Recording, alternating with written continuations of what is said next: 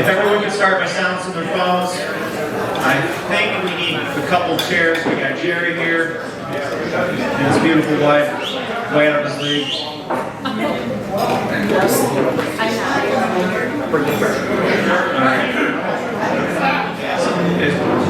If everyone could silence their phones, we're going to get this started. So our first thing about speakers tonight, Elias Spinoose did have a death in the family, so unfortunately he's not going to make it. We do have a vendor who's not on the sheet. Also a Northwood alumni, that's where I went. So if you got kids that want to go to business school, I'd recommend you go there because they don't have to take all those BS classes. But, so please help me welcome our first vendor tonight, Donald Tigron. He's a public adjuster with insurance. So please help me welcome up here so he can tell you what he does.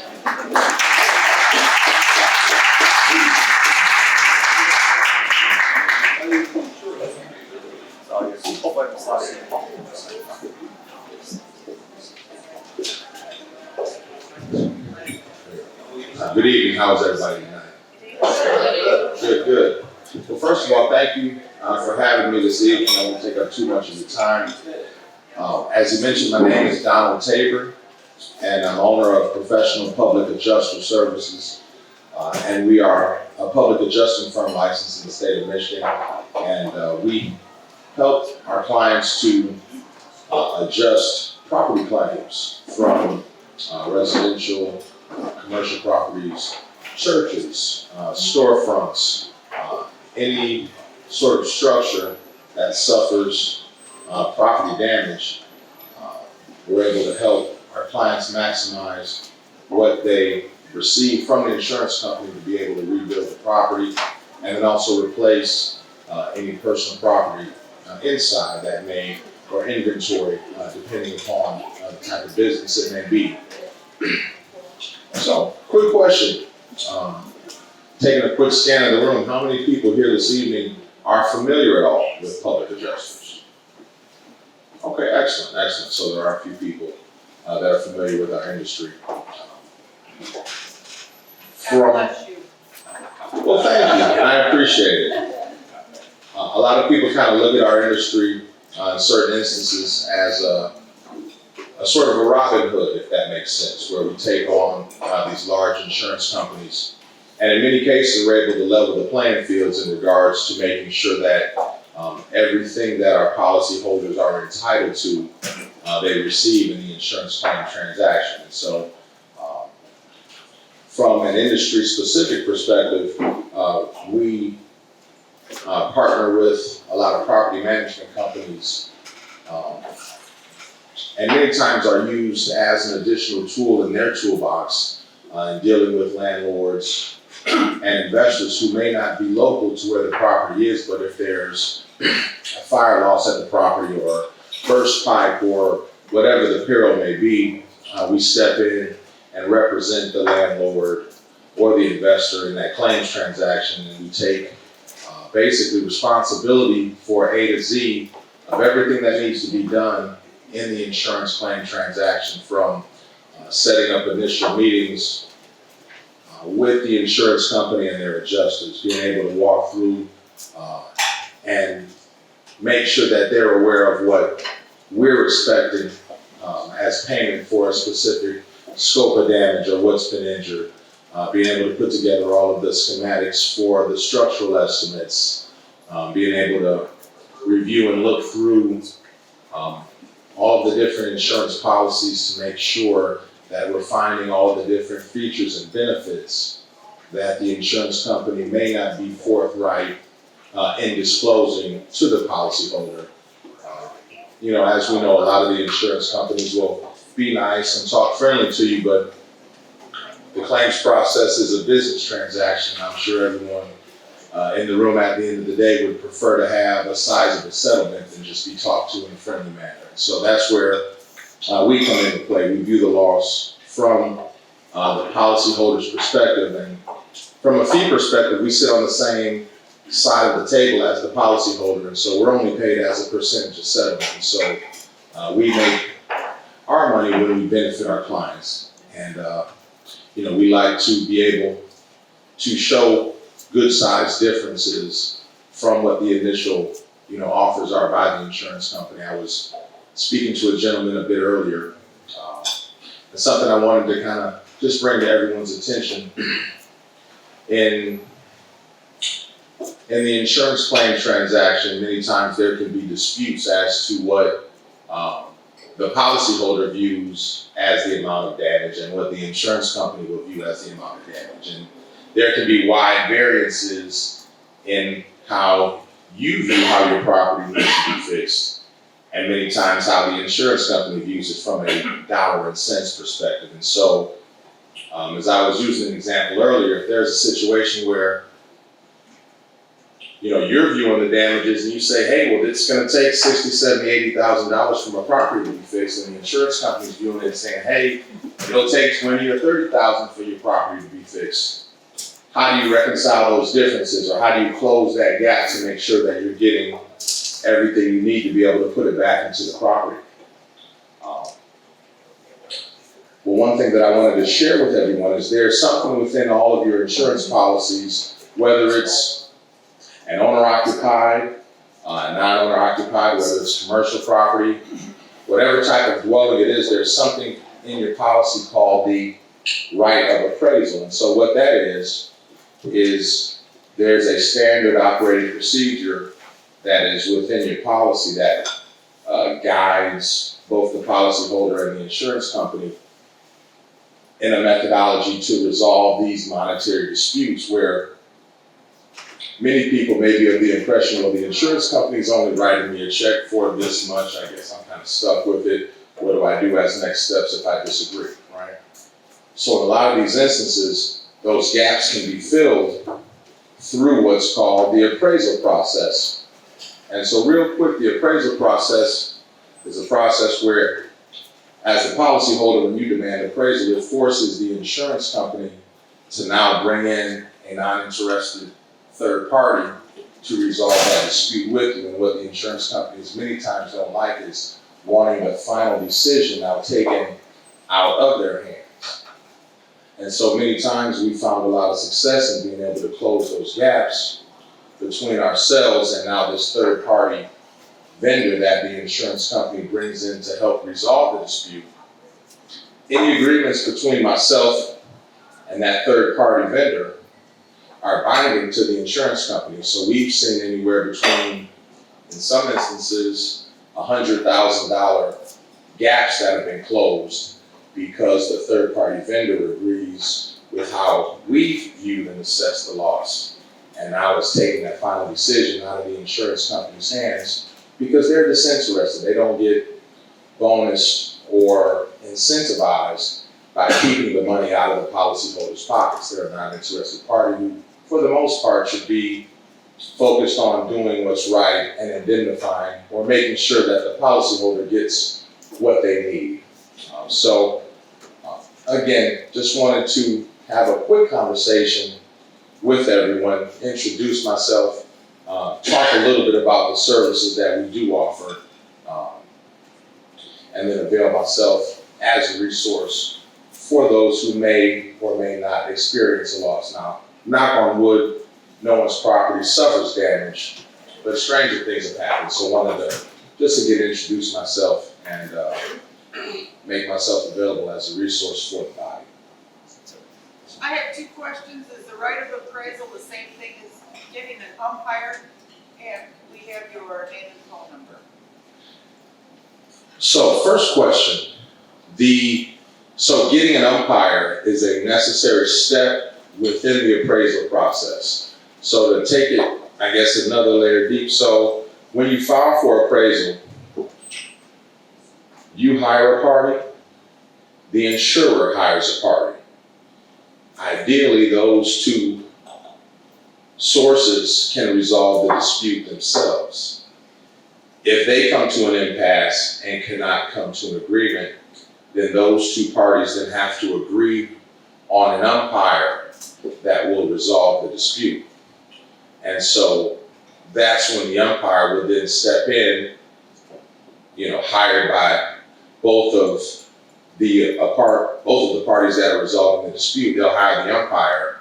The umpire will then view the property, hear arguments from both sides, and then what finalizes the dispute resolution is two of those three parties have to agree and sign what's called an appraisal award.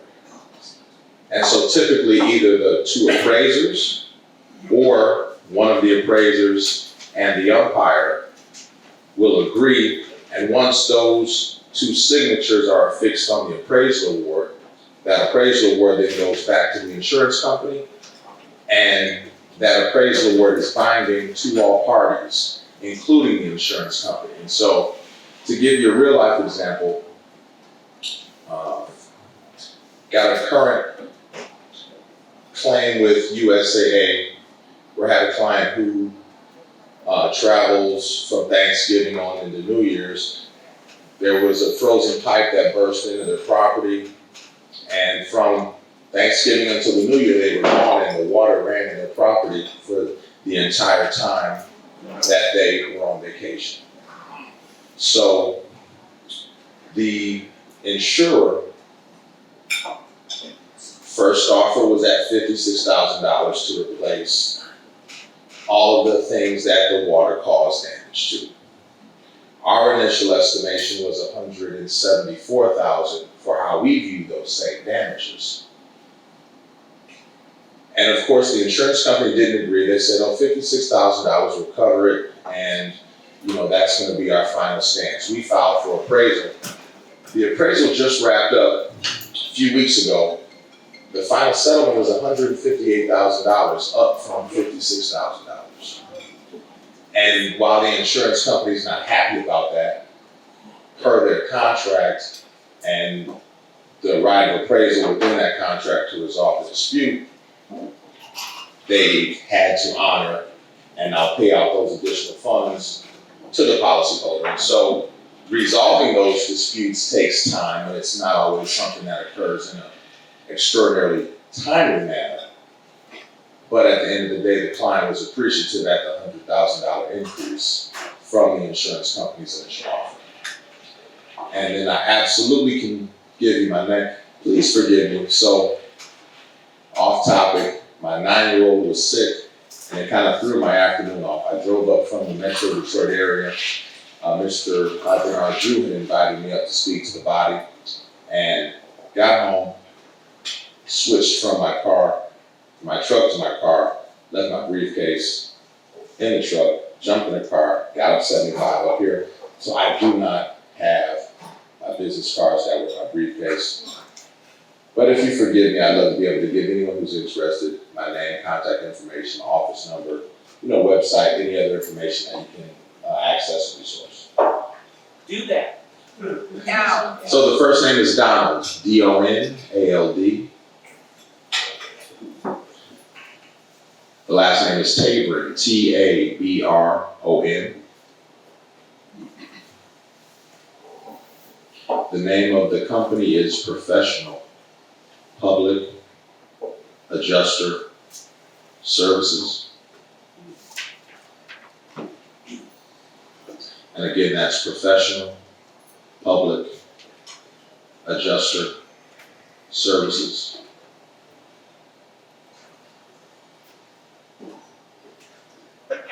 Phone number?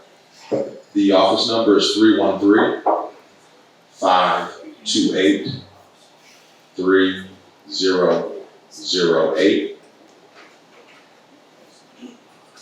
Again, that's 313-528-3008. And my direct mobile number is area code 313-623-8761.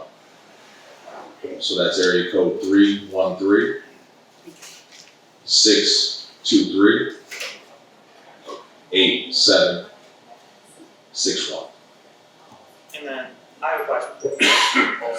So you get paid out of the claim, Yes. and then approximate percentage? Yeah, so we're paid as a percentage of settlement. Typical fee is 10%, and that typically will decrease based on size of the claim amount. It's almost, if you think of it like when you purchase mutual funds, there are break points. Yeah. At different points for, large investments. So So you got someone else, you got someone an extra $100,000 and they give you $15,000 for it. well, this is an example. So if the claim is, Well, you just gave that one. they're like 500,000 or larger, then my fee would be less. If the claim's $1 million or larger, then there would be break points that would be given. So instead of 10% of $1 million, it may be 7%. Okay. And But like instead- that example you gave, you got them, instead of 56,000 or whatever, you got them 158. You get 10% of 158. Yeah, so I would get 10% of the 158. So you made $15,800 to get them an extra $100,000, which turns into an extra $85,000. Absolutely. America. Which, yeah, and what's interesting is, and I tell insurance companies all the time, if the insurers operated within good faith as they should be and paying out the dollar amounts that they know that they owe, I wouldn't have an industry, as a professional. But this is what's interesting. So whenever there's a claim, the first thing that an insurance company does is it'll set a loss reserve. And so what that means is, there's a property that catches on fire. The insurance company will say, hey, we know that we're gonna owe $120,000, so we're gonna take that and we're gonna put it aside. Because if the insurer ever goes out of business, they have to, have monies put to the side as a reserve to be able to pay all of their current claims, right? So they'll put aside a loss reserve, in this example, $120,000, and then they'll say, hey, insurance company adjuster, we know we owe $120,000, but now let's benefit you depending upon how much less than that they can get the clients to accept. So in this example, an adjuster that works for the insurance company sets aside $120,000 for a loss reserve, and then will turn around and offer the client maybe 65, 70 cents on that dollar. And then if the client accepts that, the insurance adjuster is incentivized or benefited by that insurance company because they know how much they really owe, but their whole goal is to actually pay out the clients what the clients are willing to happily accept, if that makes sense. And sometimes if the policyholder is a lay person and not really familiar with the insurance claim process and so forth and so on, they'll walk away with $65,000, $75,000, $85,000, $90,000, when the whole time the insurance company knew that they owed $120,000, but as part of their claims process, their goal is to try to keep some of that money in their coffers rather than just paying it off. So those are some of the different tactics that many times people aren't aware of during the claims process. So if something is already in the making, and, but somebody needed your help, and so they got partial payment, are you willing to come and help with the rest of that? Yeah, absolutely. So in circumstances like that, what I often tell people is, hey, let's, in this example, you've already gotten the insurance company's willing to pay $36,000, and you have an idea that you should be paid more, but you're not necessarily certain, how to get any more money out of the insurance company. I tell people all the time, hey, if I get, you nothing in addition, my fee is zero. I'm paid as a percentage of results, and so now, if we go from 36 to 96 in this example, now yes, my fee would be based upon the final settlement number, which would be 9,600 of that 96,000. But now there's $60,000 of difference for you, and so I feel like that's an equitable, trade-off for an additional $60,000. My fee would be 10% of that final settlement, and then the difference, and any previous monies now go into rebuilding, or rehabbing that property. So I don't know if that answers your question. So let's just say I already got $50,000, and I feel like I'm over, and so, you come in and you get the $100,000, so do you get a percentage of the whole Yeah, great question. Of what you just helped me, and I couldn't get myself.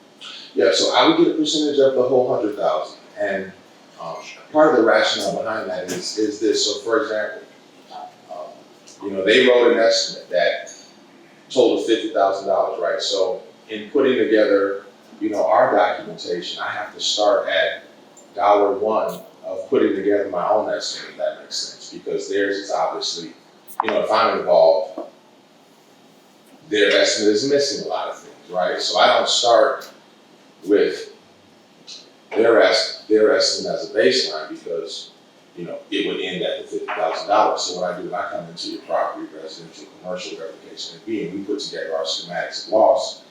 We start at the very first penny and build out our estimates, to whatever our end number is. And so very detailed line item by line item, square footage of every single thing that has to be done. We use the same estimating software, as the insurance companies do. So, in many instances, where we're also very helpful is we make it easy on the insurance company's adjusters, because if they're overwhelmed and we're in a claim scenario together, and I say, hey man, we've got the same adjusting software, I'll send you the file, you can download it into your system, make a change or two so that it's not giving us to the penny what we want, but hey, there's no reason for both of us to write an estimate. We'll put it together, you can download it into your software, make an adjustment here or there. And so now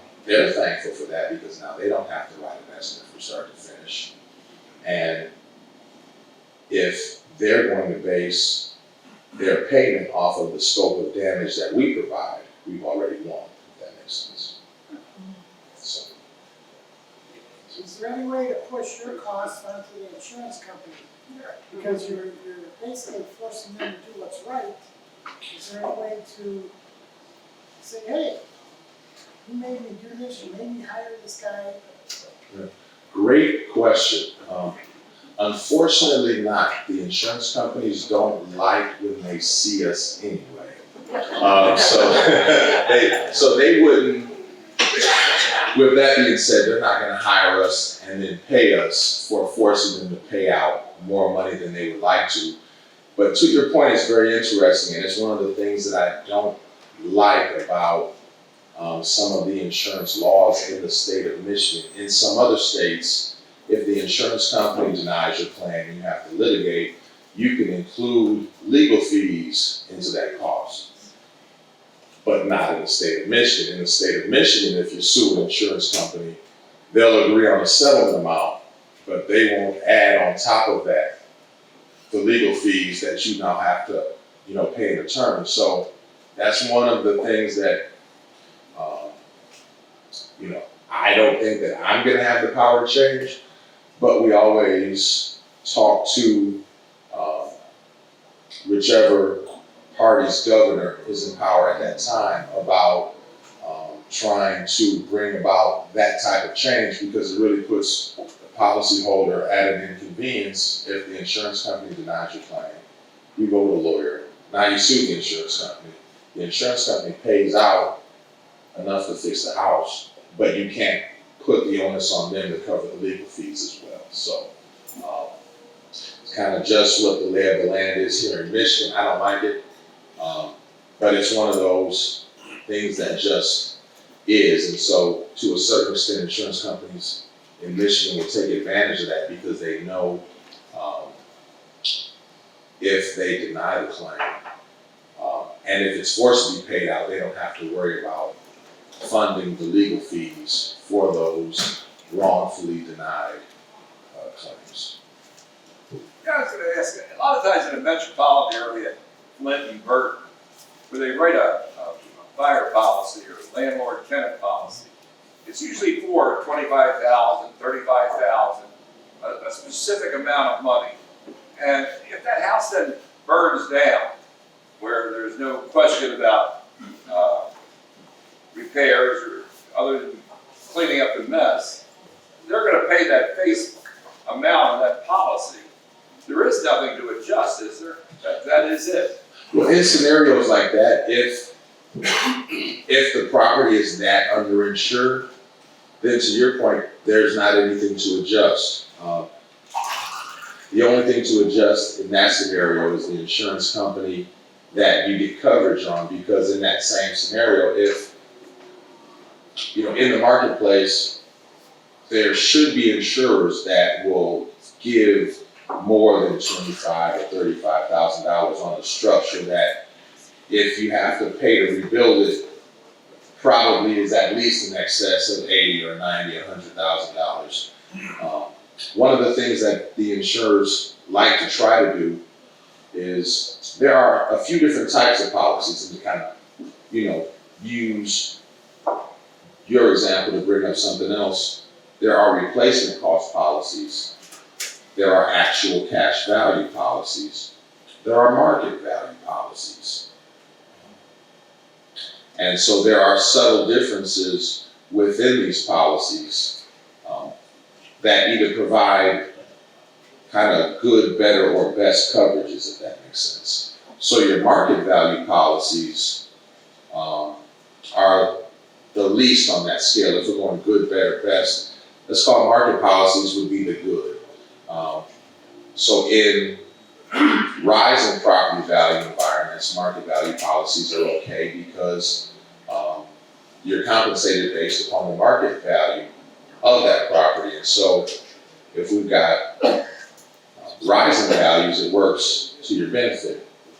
If you're in a declining value environment, market value policies are the worst time to have, because if the market values in the area are declining, your insurance is worth less and less and less, but your premium that you're paying isn't going down, if that makes sense. An actual cash value policy would be kind of the better. So an actual cash value policy, in all insurance payouts, there's something called depreciation, right? So if a home is newly built, brand new, there's no depreciation because it's newly built and brand new. If the home was built in 1920 and hasn't been upgraded in the last 30 or 40 years, there would be a depreciation calculation, right? So if the replacement cost that you have coverage for is $100,000 in this example, and you have a home that was built in 1920 and hasn't been upgraded in 30 or 40 years, in this example, let's say there's $30,000 of depreciation that's there because the property's not new. So if you have an actual cash value policy, you're paid the replacement cost minus the depreciation, but the depreciation you can't get back, you lose that, right?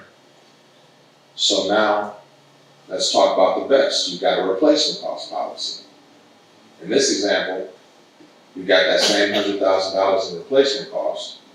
You've got that same home built in 1920 that hasn't been renovated in 30 or 40 years. So you've got the same depreciation in place. The difference is with the replacement cost policy, once you actually fix the property, opposed to damage, the insurance company releases to you the depreciation. In that instance, the depreciation is recoverable. And so that's the best type of policy to have, is a replacement cost policy, because as long as you repair the property post-settlement, you'll reap the full benefit of the policy. If you only have an ACV, or actual cash value policy, the depreciation you don't get back. If you have a market value policy, the settlement or payment is based upon the value to the property. So if you've got $100,000 in damages and you've got a market value policy, and comparables in the area are selling for $25,000, they're going to say, hey, you've got a market value policy, we're going to give you $25,000 to go buy another home in the area, rather than the $100,000 that it costs to actually rebuild that property. So if you have a market value policy, instead of a replacement cost policy, that's a wide difference in what your payment would look like. So what some insurance companies will do is you'll have a replacement cost policy and you will have paid in your premium for all of those benefits. But then the insurance company says, hey, well, we looked at market values in the area, and since the market value is only $25,000, do you really want to rebuild? Or why don't we just give you this $25,000 and then you can just go buy another property?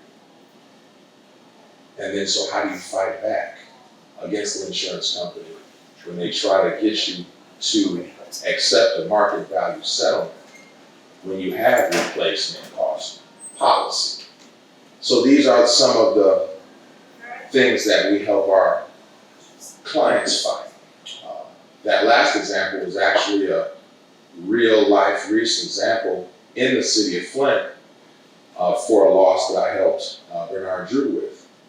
His family had a replacement cost policy. Allstate offered them market value. And so in appraisal, we took the final decision out of the insurance company's hands. They wanted to pay market value. In appraisal, they were forced to pay replacement cost value, which ended up being a huge monetary difference for my client. So, hope that answers your question. With some of my policies, they'll say, you want replacement, you want this, and they'll say, we'll do replacement, and it'll be like 120, and I said, no, I don't want that much, I want like 75. That sort of thing. So my question is replacement a fixed number? It doesn't move with the market. Like, it doesn't move with inflation. Like, right now, I know building supplies are huge, so, if I've agreed to like a 75 replacement cost sort of thing, but they called it replacement cost because I didn't want, so much on the house. So, I'll answer your question and then I'll give you a synopsis of kind of what occurs in those environments as well. So to answer your question, if I'm hearing you correctly, you're saying that the insurance company wants to insure that $120,000, but you're like, hey, I only want 75 on it for now. I don't need that much coverage, right? So you can still have a replacement cost policy and have less coverage than the insurance company would want to give you. The one thing about doing that, and not many insurers are this tedious, however, with all replacement cost policies, there is a funky little rule that says that if you have replacement costs, you have to have at least 80% of the replacement cost of what the insurance company deems what it would cost to replace it. So in this example, if the insurance company says, hey, based upon our calculations, the full replacement cost is $120,000. You can absolutely lessen that number, most times in an effort to pay a little bit less premium, right? I argue that you wouldn't want to go beneath 80% of that $120,000 number, because if you have a loss, and if it's less than 80%, if you have less than 80% of the replacement cost, there technically can be a penalty that the insurance company levy on the settlement amount because you insured it at less than 80% of its replacement cost. So you can absolutely lower it. I would always advise not to lower it less than 80% of what the insurance company tells you is the full replacement cost value. And I answer the other question. The increase on building supplies is like. So in our estimating systems, there are factors that are taken into consideration for the rise of building supplies. Like, for instance, we can enter into our estimating systems different zip codes or regions of the country, and it will say, for example, for this particular zip code in this particular county, in this particular, area, that the construction costs are, let's call it 130% of of what it would be in this zip code, in this region, in this particular area. So it's not a perfect science, but the estimating systems do try to take into consideration and keep up with cost of labor in different areas, cost of building materials in different areas, so forth and so on. And nothing is exact, but yes, the insurance company's settlements should always take into consideration the current labor market and the current cost of materials.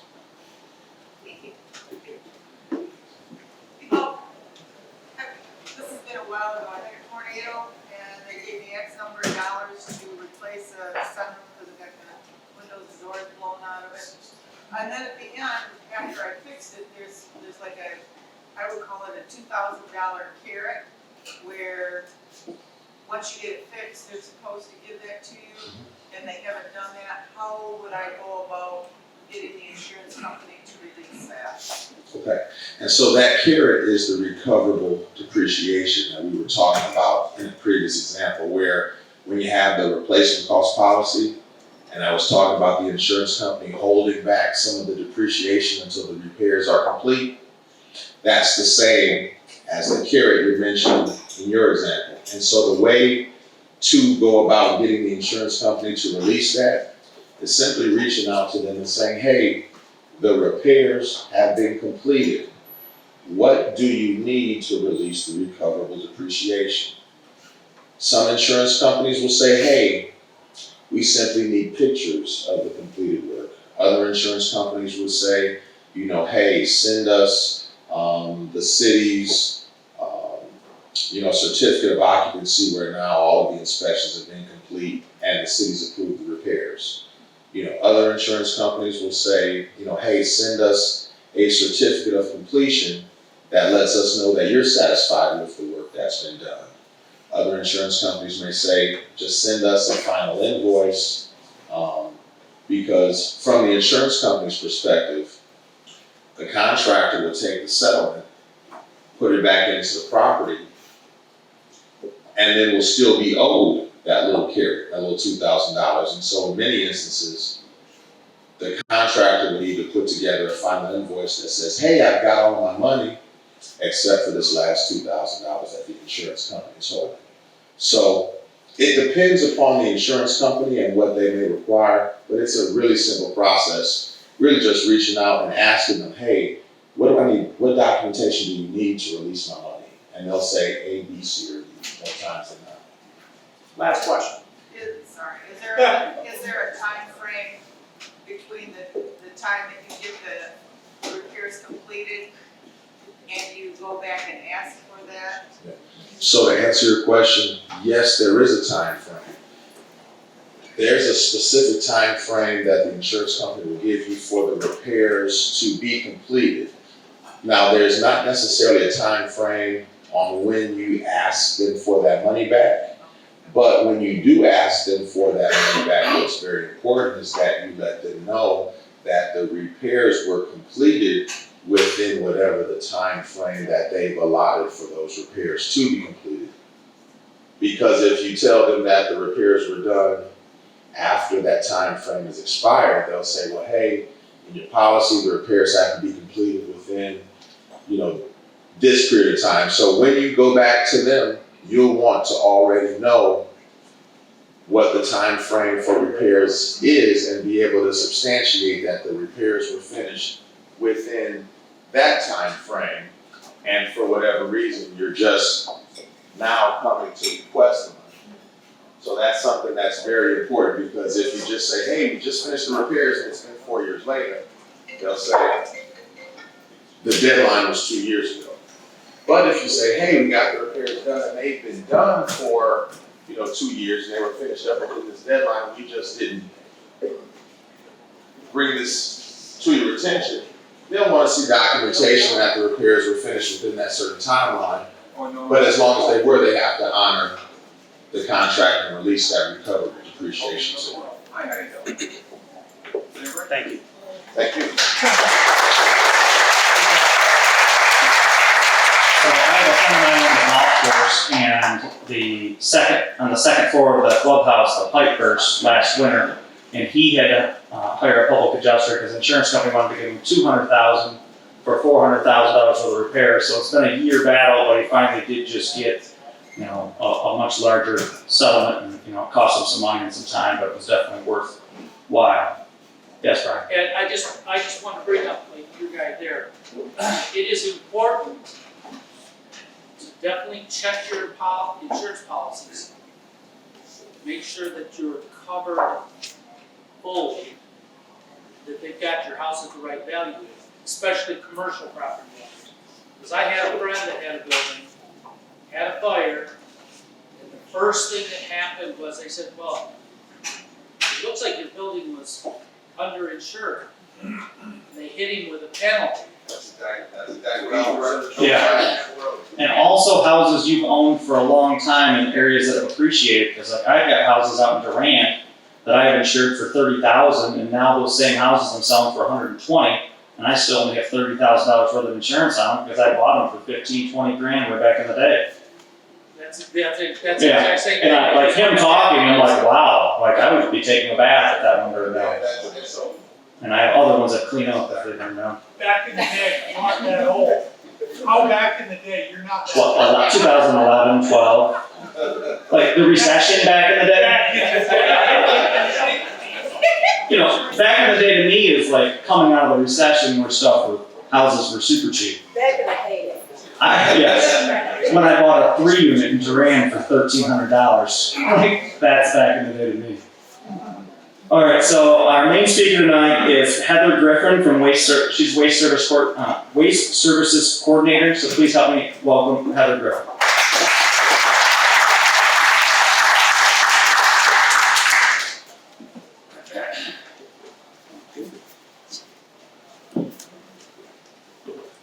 I'm not sure if I can be as entertaining as Donald was, and that was much information, because that was pretty impressive. I didn't know all of that too, so thank you. And I'm also short. I don't know if you noticed. So, again, my name is Heather Griffin, and I work with the City of Flint. My title is Waste Services Coordinator, but I have many faceted areas of duties for the city. I know that a lot of you probably have homes that are owned outside of the city, so I try to open it up a little bit to those areas too, so you're not bored to death with my City of Flint stuff. I like to try to share a little bit of everything. Our plan this evening, actually, and every time we come here, is to try to bring someone from Blight, bring someone from my department, I'm the Department of Public Works, and then bring someone that represents our waste hauler, right? So that you can get an overview of kind of those things behind the scene that you don't realize that they're even there until you hear a problem. Right, so that's kind of where it falls in. You're like, okay, well, what do you mean the trash is out on the road? What do you mean your can's broke? Or what do you mean this got stolen? Or all sorts of things that you have happened. And your tenant, of course, calls you and tells you that this occasion has occurred. So what I want to actually start with is more of something I've never shared with your group before. Some of you may have remembered me from previous occasions, and some are new and probably just going to get used to me. I try to come at least once, if not twice a year, even if it's just to pop in and to be available. I don't want it to be that we don't have a partnership. I think what happens a lot of times is that when you own homes, and as a landlord, you feel kind of segregated a little bit, and you feel like you don't have any resources because maybe you're not living in that home, and we don't want that. We want to work together and make sure that you have whatever available to you in any capacity that we can offer that. So one of the things I have not shared with you before is urban forestry. I do remediation mitigation work, so I do like vegetative restorative care on our levees and our dams. I also do urban forestry, which are basically the trees for the city of Flint anyway, the trees that are between the curb and the sidewalk, which is what we call our right of way. In other communities, they may call it something different, or they may have a larger area that the city is responsible for those trees. What happens in our community is that we no longer have an urban forestry department. 28 years ago or so, it was one of the things that we lost. There just wasn't funding for it. An average tree, if you've ever had cut down a tree on your property, can be anywhere from say $700 to $2,700, and it ends up becoming quite expensive. even if you're getting it trimmed on your property, it can be a heavy expense. So, the same thing happens in regards to the community that your home is located. The city does have a very limited budget, and a lot of the times, including in our city, we rely on, say, your tenants or you as a homeowner to let us know if there's a problem with the tree in the right of way. We don't want it to be, in speaking with, on behalf of Donald's experience and why he's even here as a resource, you don't wanna wait till your house is caved in by a tree to say, well, oh, I noticed the tree 2 years ago got hit by lightning and it was cracked out, and you don't, as soon as you see a problem, call your community and let them know that there's one of their the tree that they're responsible for, and that you need to have it looked at. Because most communities have some kind of resource, whether they hire a contractor, or in our instance, we have a partnership with the Genesee Conservation District. And the pandemic has really messed up our mojo a little bit. Usually it's myself going out with the forester arborist, and the two of us do the inspection. And because of it, they're still working from home, so we're not riding in cars together yet, and those kind of things are still happening, which is unprecedented at these times, right? But I just want you to be aware that as a homeowner, that if there is a tree that's owned by that municipality, be vigilant about going to that municipality and letting them know when you see something, or if your tenant tells you something, take it very seriously, even if it's, well, that limb looks a little dead. Okay, well, that little dead may mean it's actually rotten through half side. 50% of a dead tree is a tree you want off your property. So just kind of be aware of that and understand that that is one of your rights as a homeowner, that when it's a city-owned tree, that they need to be conscientious and be aware of whatever problem you may have run into.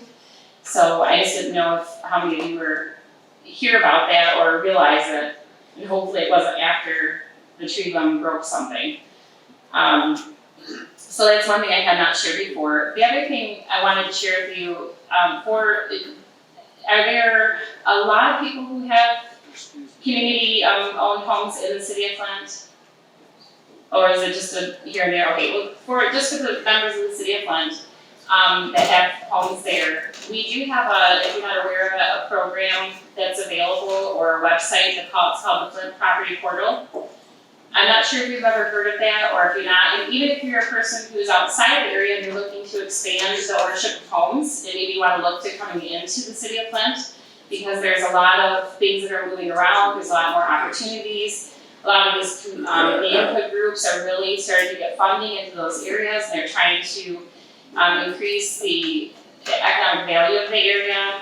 And it might be a great way to maybe branch out and get some new homes into your array of ownership.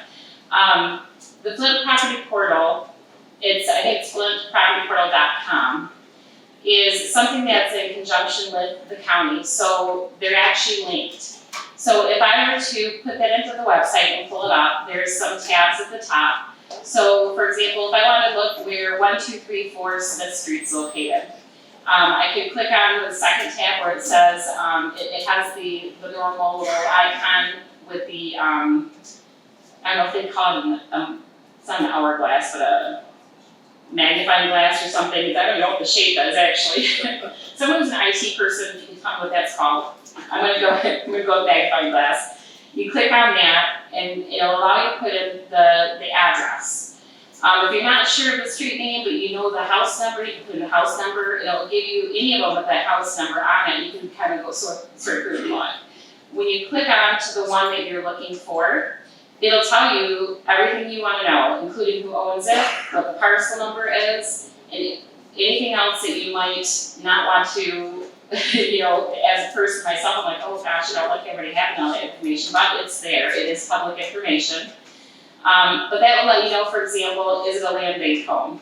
So if you're interested in looking at some land bank opportunities, that's who you have to contact to address that.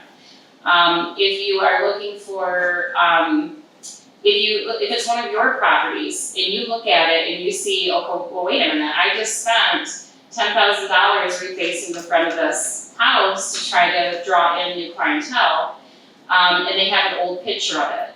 Well, that's where you would that's where you go to download that information. So you can put a new picture on there with a date on it, and you can actually give the information to them so they can update your information. And that would potentially, as people are looking through the portal, say, oh, well, wait, that would be a really great place to rent. So, just kind of think of those things, if you want more information about housing in the city of Flint. Yes, I'd like to mention the app is still available too. yes, there's an app house, yep. And the nice part about that is if you're in Flint, just like Google Maps will show where you are. So if you're sitting on the street, you're like, wonder who owns that house right over here? Really easy to find. You got to put in the address or the street name. Yeah, because as long as you have your, the location on your phone turned on, so it knows you're there, yeah. But again, it's Flint property portal, I believe. Yes, yeah. Yeah, this had a little blue house, the icon looks the same on the app as it does on the website information. They are in the process of doing some updates, so they do have volunteering and they are working with all sorts of things. They're considering like drones and some other things, and they're gonna be doing some updates. So you keep kind of watching it and you'll start seeing there's gonna be some changes, especially when it comes to the pictures, just to make sure that everything is correct, because obviously no one's perfect, and I have, even myself, have found some things when I'm in the field. I'll go use the app and I'm like, oh, wait a minute, that does not look like that house, and come to find out, it was the picture it was an error. So just, you can run into that occasionally, but I think I only ran into it twice. It just as a resource, I just want you to be aware of it. It's those things like that sometimes you may hear it in passing and don't realize exactly what it can offer you. And it can be really helpful. The same thing for if you are in the neighborhood that the house is in, and you notice that there's some houses around you that are not being, say, kept to a certain standard. For you to go onto the website to make a complaint to the land bank, if it's a land bank property, you need to have a parcel number. So that is the perfect place to get it, and they actually link it. So when you're on the land bank, if you're gonna make a complaint about a neighboring property that they own, because the first thing is when you have a tenant who's prospectively wanting to go into your home, if they see the house next to you is boarded up or has a squatter in it or is being dumped on or whatever, all those things that you see as a blighted situation, that allows you to go directly to that link and then click into it. When you click City of Flint, it goes to our portal and it pulls that information so that you can get that parcel number. So there's a lot of ways it's resourcing back and forth. And I know that that's really important to a lot of you, is that, you're working really hard to keep your home looking well, and as soon as the one next to you, it's like guilty by association, So, just another resource. So tonight it was supposed to be our blight department. It was supposed to be our new waste hauler, which is Priority Waste. His name is Dan Vanette, that was supposed to be here. And then myself, of course, and I was hoping to have someone here that would maybe be able to represent one of our neighborhood safety officers. There are staff through our police department that will come around and do what we call like a meet and greet to tell the tenant when there's something that's not being abided by through our ordinances. And they also are the ones that do the citations, all that kind of stuff. Unfortunately, throughout the last week, they've trickled away and all had something that came up, and I knew it. So I'm going to do my best to try to answer questions when you do have them. If not, I will absolutely get you questions. Starting with blight, a couple things have changed. For people who have met me before, you would have probably met Lindsay. And unfortunately, Lindsay has left the city of Flint, has moved on to greener pastures, and we have a new person representing the blight department. Her name is Carolina Martin. Unfortunately, she sent me an email this afternoon, and she was unfortunately not able to attend. My recommendation always is that when you have a blighted situation that you feel needs to be associated with, whether it's the city of Flint or any other community, determining who it is that you need to call to make that complaint is really important. So for example, if you're in a more rural setting, they still are going to have a person, whether it's the assessor that ends up doing it, or whether they actually have someone that maintains the blight portion of that community. Every community has a resource for you. do understand that you do have options as opposed to always having the fingers pointed at one of you, because that's what it feels like sometimes when I'm talking to different landlords, as they feel like the tenant did something wrong and it looks like I'm the one being responsible and I'm doing my best and my due diligence, but they're not doing theirs. But when you're looking at neighboring people, it doesn't mean you have to allow those neighboring people to not comply with the same standards as you're being asked to follow. So just know that you do have those resources available to you as well. For us, our blight department has a spike blight team, these door hangers that they've been handing out at different occasions. And it talks about different things that you can do, and some of this is universal. So for example, Crime Stoppers. Crime Stoppers is something that's available for anybody in Genesee County or outside of the county, though Michigan generally, I know has it, but I'm not sure if out Michigan has it or not. Understand that Crime Stoppers is something that's available. You can do things anonymously. So if you see something that isn't up to par or that you think is maybe, like I use the word squatters, a lot of people think, oh, it's just Flint, or it's just Burton, or it's just Detroit, or it's just, no, it's not. There's not a community that I know that doesn't have squatters, blight, being robbed, gun problems. That is in every community. It's just that when you're more heavily populated, say like Flint is, you tend to hear about it a little bit more. But there's a lot of really great things in Flint too. That's why the people who have homes in Flint and are renting them are doing that. So when the blight department, for at least the city of Flint, one of the resources that they have available is when you do see those kind of problems, they can assist you with contacting the land bank if it's a land bank property, or if it's one of our properties. They've been working more recently with bringing in a dumpster to that area and working with some of our other departments that have heavy equipment, like front loaders, and some of those cleanups are happening much faster. One thing you find out when there's dumping going on in a community is that once it sits there, it all of a sudden it breeds and it becomes this gigantic mountain, like Mount Holly. It's like an array, a bouquet of just junk. So the quicker you get out, the less opportunity or less chance that the person who's doing it goes, oh, that's where I can hide it because they never came and got that. So now I can hide there, right? They look for the spots. Again, every community has this, and I assure you, because this is not the first municipality I've worked for, it happens in all of them. But when you see those kind of things, especially when it's in your area and you're trying to keep your area clean and to a certain expectation, call that blight division. For the city of Flint, I do have a number. It's the, once you turn 40, all things go to heck. You gotta hit the taxes on, but 810-237-2090, and that's City of Flint specific. But I did wanna, as I said, talk about Crime Stoppers, because there are different things that means crime. It doesn't always mean a violent act. There's other things that can be crime. We've seen during different times of when money is tight, right? That you start seeing people stealing copper and aluminum off the houses, and then all sorts of things are happening to try to against me.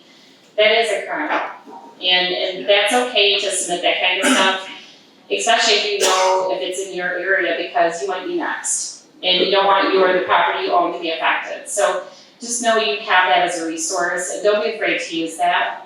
That's the only way any one of us know how to try to fix something, is to know that there's actually a problem. I know I hear sometimes when I'm talking to people that, well, yeah, but I saw the city truck go by. Well, if the city truck is looking for this, and I'm not sure about any of you, but a lot of times, no matter how much you multitask, you can't always look at everything as you're driving by it, especially if you're looking for something specific. So, Especially in the city of Flint. yeah.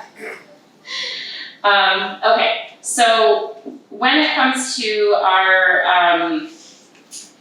for the city of Flint as well, and this is going to be with any municipality, when the pandemic situation started, one of the things a lot of municipalities did is they pulled together resources.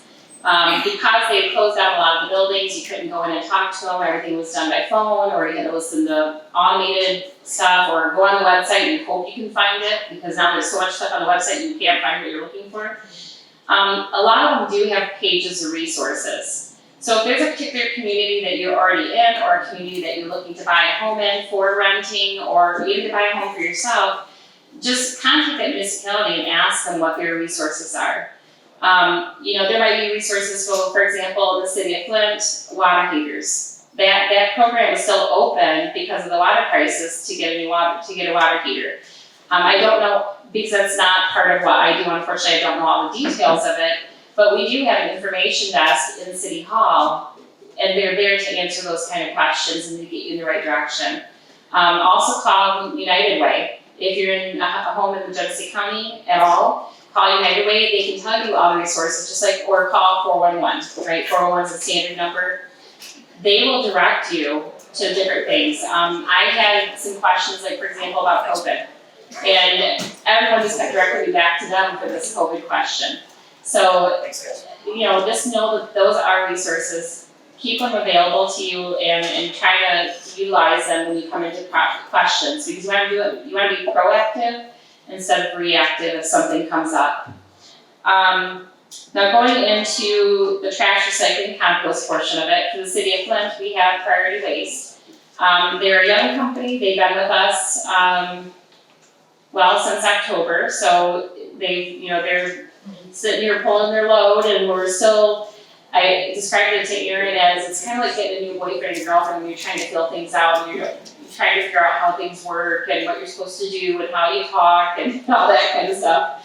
Of course, jokingly I'm saying that, but, it's still, they've been great about coming back and helping us out and moving things forward.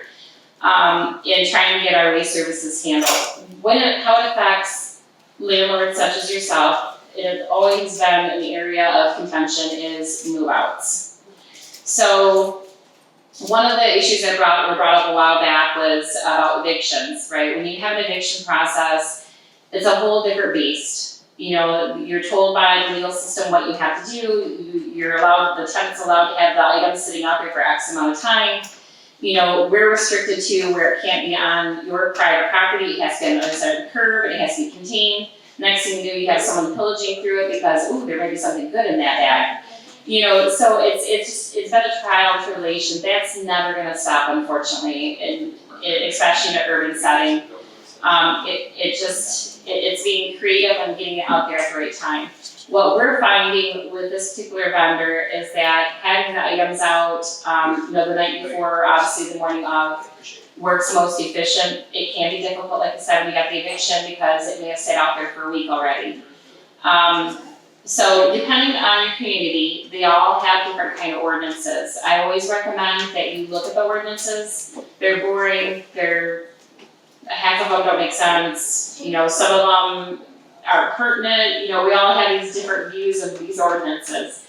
But that does give you the drive, and it does give you that support for what your rights are and how it is that you can better manage the things that are going on, especially when it comes to waste. Now, on the good side of that, we do have composting, recycling, and trash service that is allowed at the property. It's on the same day each week depending where the home is located. The restrictions are very the same. They're based off of our ordinances. So we're looking at, a trash container that's approximately 32 to 36 gallons. However, this waste hauler, if you look at their literature, will allow for a larger. I think they have actually up to like a 94 or 96 gallon, which is surprising. So it's actually, they're more lenient on the size of it. The practice is still the same. This is going to be, no matter what municipality you're in, they're going to ask you if they do have a recycle program, and if that recycle program is on the same day of your trash service, that there's a space between it, because that way they can differentiate for sure. Even though, like if you have Ontario, they have this gigantically bright green that you cannot miss container, right? So, and then you have a black trash can. It doesn't matter, it's gotta be obvious. You really wanna have that space, and most communities will ask that of you. Composting is very similar for any of the communities. A lot of them will let you use containers. Again, they usually give you a size in their ordinance, generally 32 to 36 gallons. Nothing poking out past 4 feet. The idea is that anything that you set out, they want to make sure that there's not going to be an opportunity where there can be a danger situation. Nails sticking out, if it's a stick on composting, sticking out, something that can poke or generate an injury. I'm not sure if you guys run into issues with when you're moving someone out of the home and then you get to be blessed with moving the items from the home because they just vacated. Sometimes there can be needles and things like that. You know, there's a lot of information out there. I can get some to you if it is something you run into. There is a safe way to dispose of them. And that is actually, the reason I even brought it up is because for Priority Waste, I have asked them to provide us with newsletters. We wanted to have just little bits of information going out to the residents on a regular basis to kind of update them and give them something just to be aware. Because the one thing you hear over and over again is, well, I didn't know. You know, you slap my hand and then tell me I should have done it that way. You never told me, kind of thing. So we're trying to find ways of telling you so that you have that information you're looking for. And obviously being able to share that with your tenant would be really a favorable option too.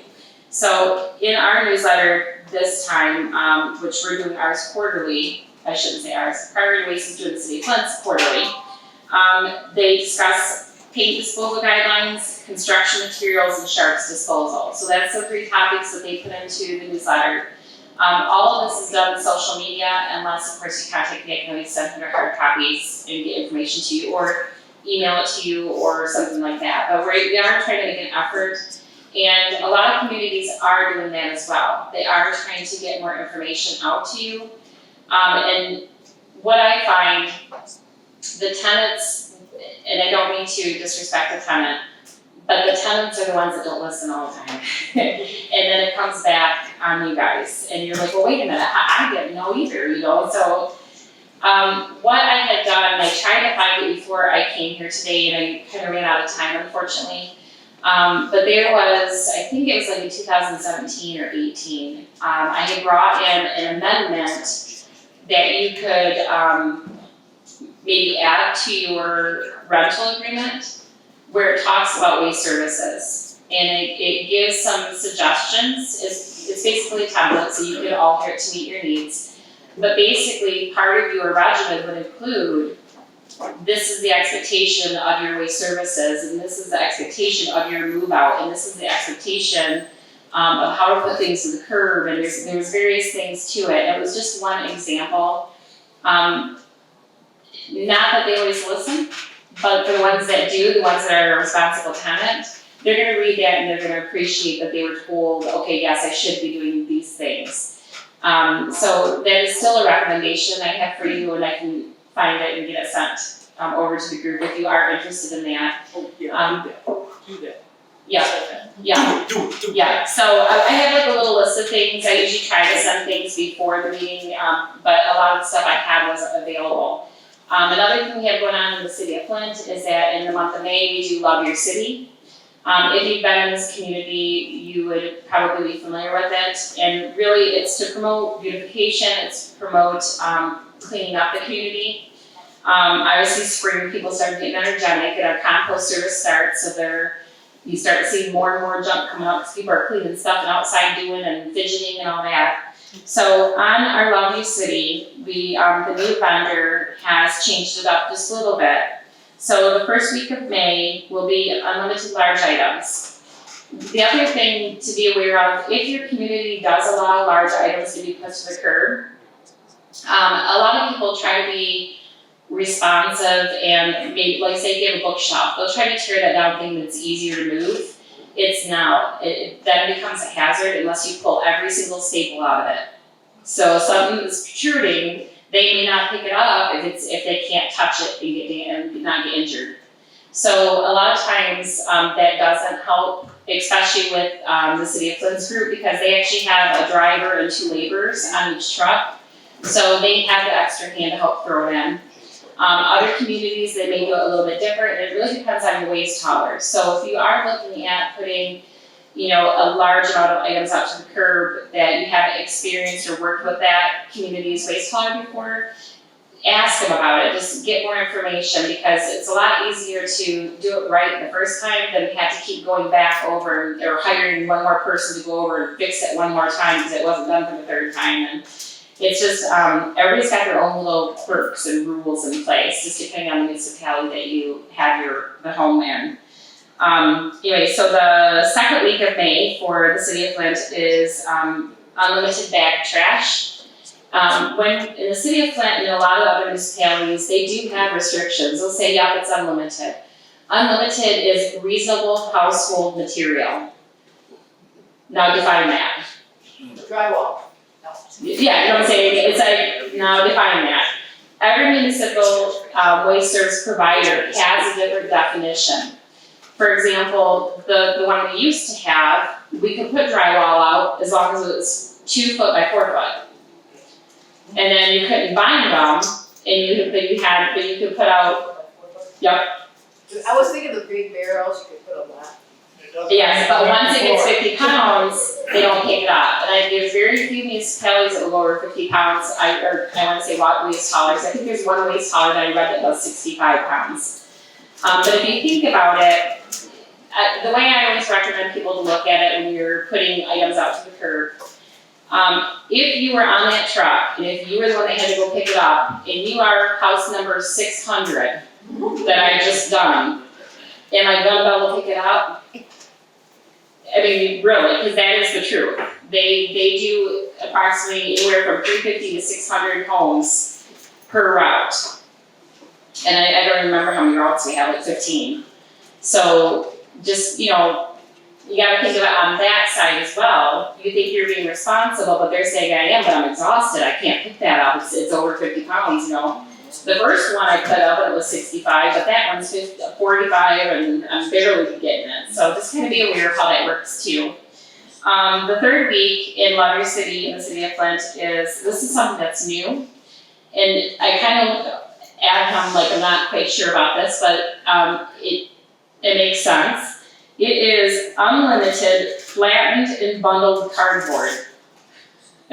He said because they blow away. I'm like, okay, so the bundling comes from blowing away, but because we do have, I want to say, if the numbers are still correct, about a 65% rental rate in the city of Flint. So that means that we do have people that move in and out and shift around. So that's a lot of rentals. At least I might not be absolutely correct in the number, but it is a higher number that way. I checked it a while back and I haven't checked before today's date. So it would make sense that there might be some, cardboard sitting around, lots of things that need to be broke down. So it's a great way to get rid of it, and it would be recycled responsibly as opposed to being thrown away. The fourth week is going to be bundled brush. The criteria, this is usually for most municipalities, just depending on where you live. I'm a unique municipality. I have to hire my own trash company. So I have to rent my own cart. And when I put things to the curb, it can only be branches, and the thick end has to be towards the curb. And there's all these little different rules in the community that I now live in. So it's very independent. Each home is responsible for their own thing. For most of the other municipalities that are within Genesee County, though, they do have a very strict regimen of what it is that you can put out, how much can be put out, and what it looks like. So when you're looking at compost material, looking at, say, branches, if you just know rule of thumb is usually 4 feet, that's standard with most of the waste haulers in Genesee County. So a lot of them will not pick up branches that have a diameter of over 2 inches. Then you're looking at some other things. Now, here's a little caveat. If a city tree branch falls down, is it your responsibility? No.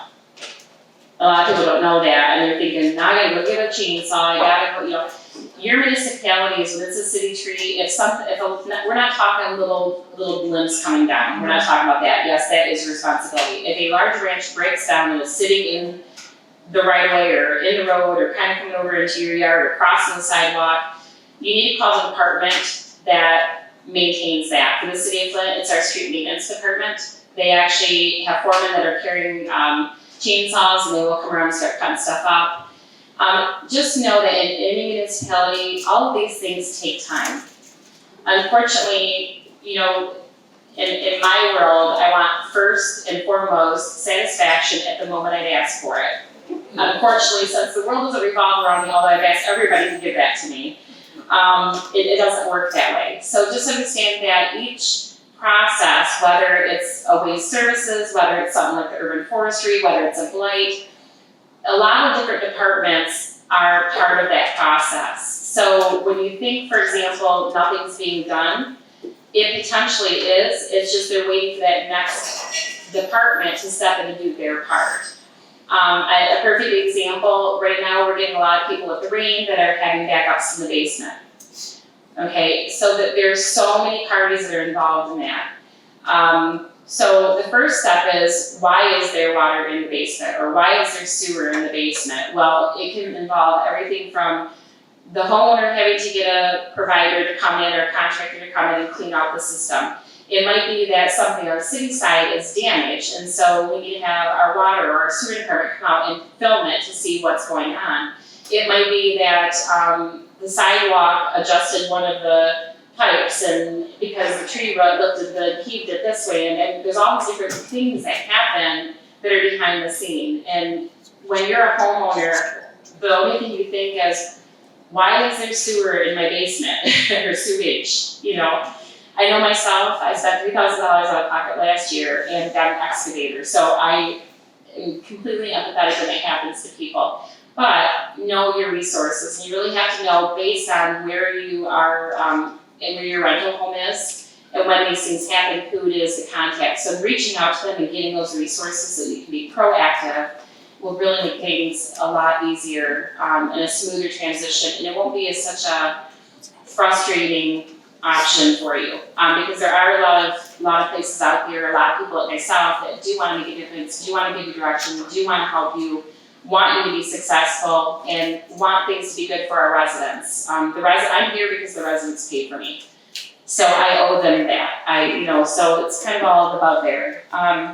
The other thing I want to tell you is a lot of municipalities, and I'm not sure if you're aware of this, but the ones that don't provide, like for the city of Flint, our current waste hauler does not provide a recycle bin, although everyone is eligible to participate.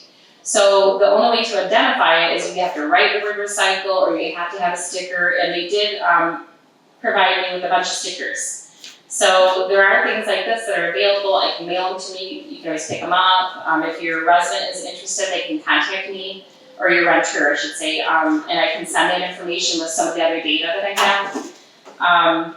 Other municipalities do the same thing, and they also have yard waste stickers. So if you have a container that is being used, I know some people are providing that for the renter, and some are asking for the renter to provide their own receptacle. So just know that it's available to you or your rental person, and most municipalities do have these, they just don't advertise it. Drop-off location. For the city of Flint, we used to have an option for our residents that one time a year you could drop off 2 cubic yards of material at the landfill. And all you had to do is you had to go to our city offices, go to the treasury department, you pay a $20 fee, you get this what we call a permit that allows you to take those items to that landfill. Our new waste hauler has a different concept because the landfill that they're using is a distance. And they don't want to cause any more hardship for the residents or for the homeowners. So they are doing what we call a drop-off location. If you call their toll-free number, you can set up a day, and usually they're doing it on Wednesdays, and you can actually go over to their property, which is in the middle of Flint. It's, and I'm so sorry, I think it's called Commerce. It's off of James Cole. And you actually drive over and you put it right into their receptacle, which is, this is a really large dumpster. And then they take it to the landfill absolutely free. So just know that there's options, because I know, again, when we talk about people start dumping, as soon as you set stuff to the curb, and you're thinking, oh no, I got a tenant moving in tomorrow, and I just know that ain't gonna make it till, 3 days from now, someone's gonna start pillaging. It is an option, so just, know that's available. What did you say that was for, this drop-off center? That drop off, that's for, City of Flint. Right, but for what type of? If you have a large quantity of items, or for some reason what you've put out is something that they're saying, they like leave a note or knock on the door and notify you, I'm sorry, I can't take these items because, obviously unless it's a hazardous material item. If it's a hazardous material item, it's a whole other problem. Another thing with that, Recycle Day, are all of you familiar with Recycle Day, what that is? It used to be called Household Hazardous Waste. It is actually something that's generated through the Genesee County Metropolitan Planning Commission. They do have the dates on their website now. The first one's May 14th. So there's gonna be, that one's gonna be a big one, where it's a Saturday event and you can bring larger quantities and more variety of things. And then they're gonna have the mini ones. They had some mini ones before that was like on a Tuesday, and I think they're gonna be a Tuesday as well. The mini ones, they're not taking some additional items that they normally would, and it's all listed on their website, or you can call our Recycle Hotline and they can tell you that as well. What that allows you to do, so for example, if you've been renovating one of your homes, getting ready for a new renter, and you've got some old supplies that you need to get rid of, or the previous tenant left oil or whatever, all you do is you put it in your vehicle, you pull up, they take it out of your vehicle, you don't even get out, you drive through, you leave, that's it, you don't even have to pay for it. Obviously there's other resources, for example, for oil, where you can take them to some of the auto places and they will accept it and recycle it for you for free without paying a charge. But just for purposes of, if you got a whole bunch of stuff you're trying to get rid of, it's a great way to do it. There will be one in May, June, July, and I believe August, and it's on their website, or I can try to send that as well, and just give you some information of how to do that. I think there's one more thing, but anyway, other questions for me, or did you have something I can answer, or? You've been doing a great job. I told you I'm not as good as Donald, I'm sorry, I tried, but he had so much pertinent, great information. Yes, sir. I'm gonna, I've called Blight, I've called off messages, no return phone calls, nothing. No, that's not respect. You're supposed to return phone calls. I've called the mayor, left messages there. I've done everything. No return a phone call anywhere. And they're all rude. They think we're wasting their time when you talk to people down there since COVID's come along. It's everybody in this world has no respect anymore. None. I'll be honest. Sure. Unfortunately, she can't fix them. I know. But she does. She's got respect. But there is no politeness anymore. Everybody's, rude. There is no privileges anymore. Well, give us, the group, an example of one of the problems that you had. I have a trailer sitting next to one of my properties that's been tagged for 2 years now. Okay. Orange tag, call the mayor every day, no response. Nothing, call Blight, cars sitting in my driveway that they're abandoned pretty much, Call them, yeah, get rid of those. I was gonna say. I've tried everything, no one will ever return a phone call to me. So, The mayor did take care of me on water. He come right out in the lobby and took care of a water problem. He come right up to my face, right when I was open, and he come right up in my face and got everything taken care of for me. But ever since then, no response. None. have you also spoke to your council person? Have you contacted your council person as well? For that district. For that? Catch me up on this. I'm not that educated. Yeah, no, in the city of Flint, we actually have a council person that represents a ward. We have 9 wards in the city of Flint. So depending on where you live or where that house is located, there is a council person that's a representative. What does council mean? What does it do? A board meter. Board member of Flint City. They have 9 wards, they call them. And so they broke the city into 9 pieces, and that's your representative for that 9th of the city. They're the legislative branch, the mayor is the executive branch. So if you're So what looking are at they government, gonna do? They can get stuff done. It's someone else to answer a phone call that has a little power. yes. That's their job to get it done. It's They like wanna trying make to call the happy, go for it. president instead of calling the senators. Yeah. The other thing is, a lot of people are aware of our HUD person. Our HUD person, that position has been brought back. So when you feel like you have no avenue, you're having problems with our employees, you're having problems with our executive branch, our legislative branch, or anything that is, you feel that you're not getting a response, you can contact the buds person. They are the unbiased contact to try to get direction and assistance for you, and they're gonna ask for a response. So that is also another resource that the city of Flint has. Smaller municipalities do it a little different. So for example, I used to work for a township. They do have treasurers, they do have a board, but they didn't have anyone designated for a specific area. So it's kind of like a tiered situation when you're in another municipality. You start with the lower person on that board and you kind of work it up. So you end up with the mayor, the city manager, the supervisor, whatever that top person is, and you go through a tier process. So it's different in those municipalities, but in ours, you start with your designated board representative.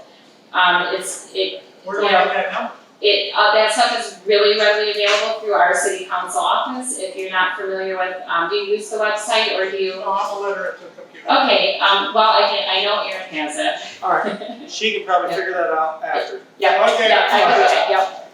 She has one quick question. I had a question. So like, we're basing it back up, if I have a tree that's in the front yard, but it's across a closer street, so in between the sidewalk and the house. So would that be something that you guys would help with, or if I gotta keep calling the road? So if the tree, there's a couple things that people miss, and I'm gonna try to do this fast, because I know we're trying to move on. If that tree, the way you described it, would be private tree, meaning the property's tree, and it wouldn't be a city responsibility. The sewer department will still come out and check to make sure that none of our portions of it are damaged, and they will repair anything that's damaged. There's a difference between maintenance and repair. Maintenance, the homeowner is responsible for the rotor-rooter and the other processing to keep those pipes clean. If it needs to be repaired, that's the city's responsibility if it's the city side of the product, where the lines are, for example. So It's just on, like, this is my house. This is the sidewalk, this is the tree, but this tree keeps making it into the house. So, well, where the city trees are is between the curb and the sidewalk. And that's where it's at. So if that's a city tree, if it damages the pipes, the city would be responsible. If it's entering your pipe and it's not damaged it, but it is causing your backup, that becomes maintenance, that's your responsibility. However, what we always recommend is there's other alternatives to try to keep those clean. Once it's been cleaned out, a lot of people don't understand how they work. A lot of them just use what they call a bladder, and they just use pulsating water to move the toilet paper and debris from away from the root system, and that's it. The cutter is what actually cuts away that root system. Well, once they do that, there's ways of maintaining your pipes from within your home. There's different chemicals. You can go to, like a Home Depot or places that sell those kind of products. Copper sulfide is the drug of choice because the trees don't like it. It's almost like putting acid on a burn. So, and they have chemicals, it's good for your system if you read the backs of it, if you talk to the plumbers from the sulfide. What that does is as the roots try to come back in after they've been cut away, it kind of scolds them and they start growing the other way, or it dies off that end so it quits growing forward. So, but the trick is to keep it, as soon as it's been cleaned out, to do that. I know right now when people are running into it, maybe they don't have the money to fix it, or there's some other things that are going on. I recommend lower the quality of your toilet paper. People like to get the thickest, best, most, almost like paper towel, and it does not break down fast, and it builds up when you've got tree systems going on, so it just keeps building up, and then you gotta back up. There's also the double flush technique. If you refuse to go lower your standards for toilet paper, try to double flush it. There's other things like that can kind of help keep it going as well. So, yes. Just wanted to add a quick tidbit from an insurance perspective. If you're having an issue with roots and other things and are having basement backups into the property, there's an additional rider on your homeowner's insurance policy that you can purchase that protects you from water or sewage backup, sump pump failure, things of that nature. And then typically, the limits aren't huge, but 5, 10, 15, 20, 25,000. So that coverage is very inexpensive, nominal cost maybe $30, $40 in addition a year. But if your municipality or the neighborhood you live in, you suffer from those tree roots that get into your lines and then cause the sewage to back up into your property, at least you can have that rider to mitigate the costs of the cleanup, the refinishing of the base, and pouches and other things that may be damaged. Thank you. Our last part here is 50/50, we've got $30 to give away, and she's gonna draw a check. Give me some back. Give me her money back. Alright, so the last 4 digits are 5767. Terry, thank you Terry for coming. Your Serve Pro restoration expert. Terry won 50/50 tonight. My last announcement is the next meetup is April 28th. It's going to be here at Redwood Lodge, April 28th at 6:30 p.m. So hope to see you guys there, and thank you guys all for coming. Have a good night.